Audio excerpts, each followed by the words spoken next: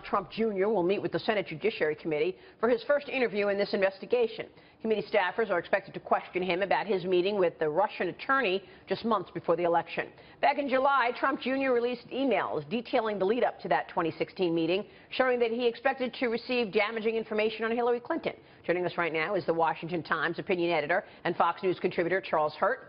Charlie, good to see you. It's good to see you. What comes out of today's meeting and this interview, you think? Well, I don't think that there will be much additional information than what we already know. I think that when Donald Trump Jr. sort of surprised the political world when he released his emails in the first place, there was a language in there that sort of surprised people and gave Democrats fodder to talk a lot about Russia, which they would talk about anyway.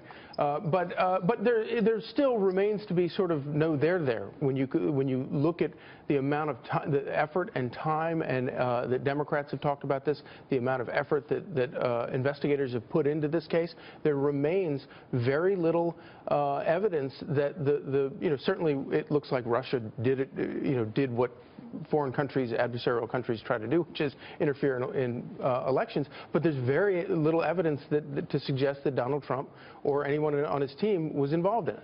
And there was nothing illegal. I can't believe we're still talking about this, by the way. He can meet with anyone he wants to. He's not a government official. He offered nothing. He took nothing.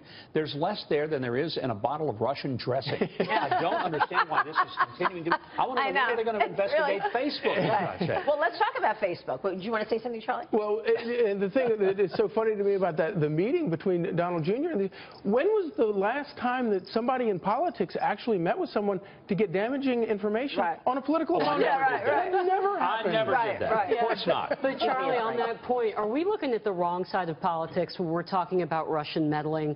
Because where's the investigation about the so-called Steele dossier that some unknown Democrat paid for to smear Donald Trump using information that looks like it's coming from Russian intelligence? Where's the investigation there? Why did the FBI pay for that information? Who was behind that? And by the way, did we see the FBI director Jim Comey come out and interfere in the election on the basis of bad information, again, possibly from Russia?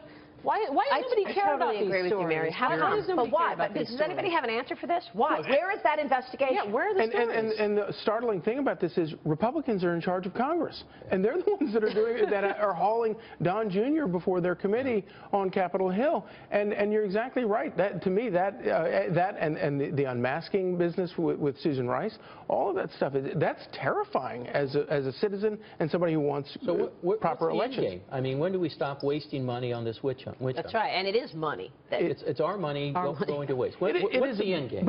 But it's actually so much worse than that. We have a huge Secret Service apparatus designed not only to protect the president, but to protect the presidency. And that extends to his family, so that nobody can get to his family and influence him except American voters. And what we have here with the witch hunt expanding to Don Jr., his family, his holdings, it's all the swamp. To put it in simple terms, it's the swamp going after this guy, saying, "Look, you have put us in your crosshairs. We're gonna put you in our crosshairs." Yeah, and we're surprised that the president doesn't deal with Democrats. I'm sorry.